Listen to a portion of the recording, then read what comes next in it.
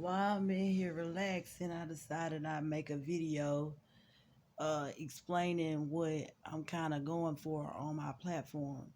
And it's basically just for people that are going through what I refer to as a spiritual awakenings.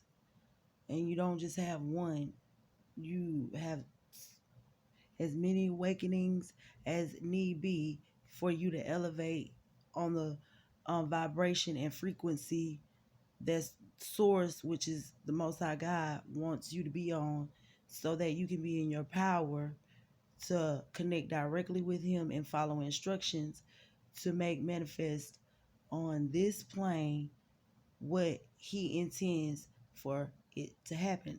Now, everybody might not have this experience, and some people might not even understand what I'm talking about, and that's fine.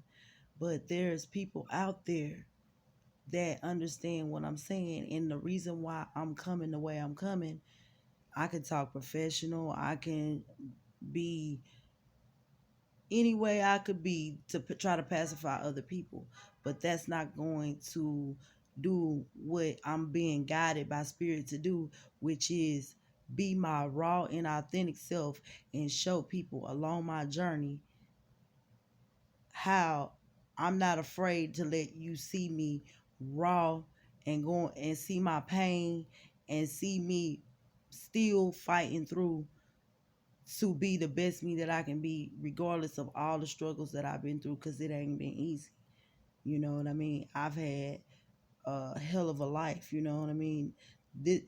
Right now, I feel so weird because what I've been asking for a long time, which is just to be able to be at peace and be by myself and be able to do what I want and not be have anxiety, and just be free to be me. And now that I have it, it kind of feel weird because I was always with people, because I love to be around people. And so now, excuse me, I'm being tested to be alone. This is what I asked for, to be free, to be able to love me and love, even though I'm an introvert, so I like to be alone anyway, but really be alone, like really take charge and be independent, whether I was the breadwinner or not. That just because you go make the money doesn't make you independent. If you have a partner or if you have somebody with you, if you go make the money and you look to your partner to say, hey, this is what we should do, or that's still a codependency. It can become one. You see what I'm saying? It can become a codependency where now you lean on the other person, or whoever is the um, partner, to guide you as to how the money that you make should be spent. So codependency could be so many different things. And to truly be independent is to truly be independent. That means to truly be in charge of your life. And the reason why I asked for this is because since I was a teenager, since I was a teenager, I have always had a partner. I love people so much that I'm in love with love. Like love, it was my kryptonite. And once you realize that I'm so childlike that once you pull on, once you know I really love you, that you can play on that to either hurt me or use me or and throw me away and pick me back up. And I was gonna always forgive you because that was the right thing to do. That was the higher road. That's fine and dandy.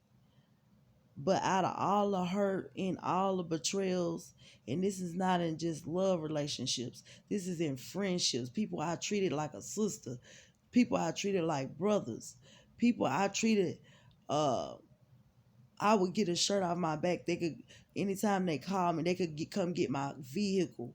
They could come get my car. They could. I'm gonna be there for you, and I wouldn't take that back from them.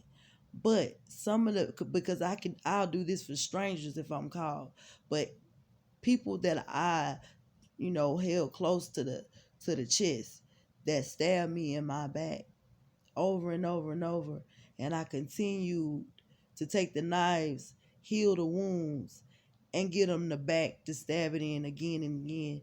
See, now that's no more, because guess what? I wasn't loving myself.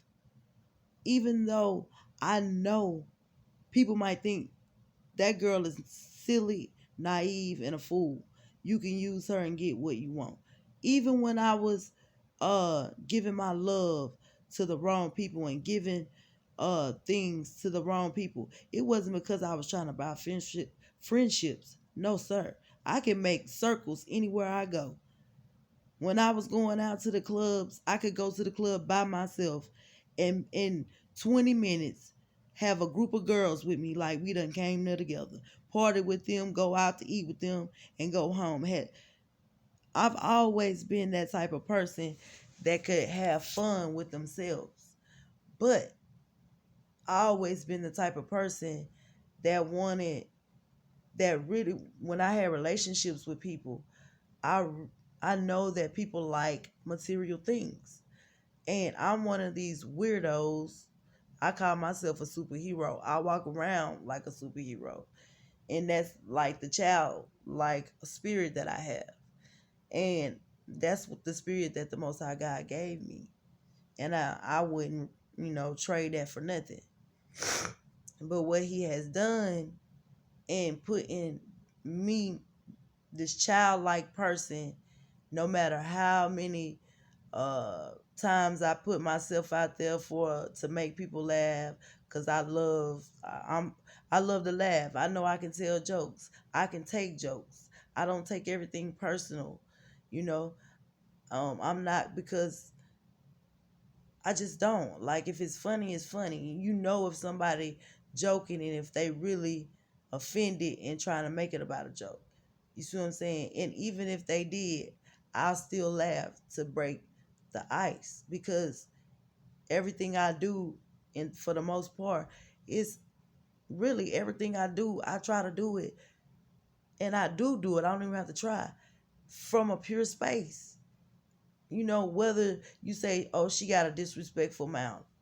Well, even with the words that you don't prefer me using, I got one of these spirits that when you down, if we together, we could be together in a storm with the lights off.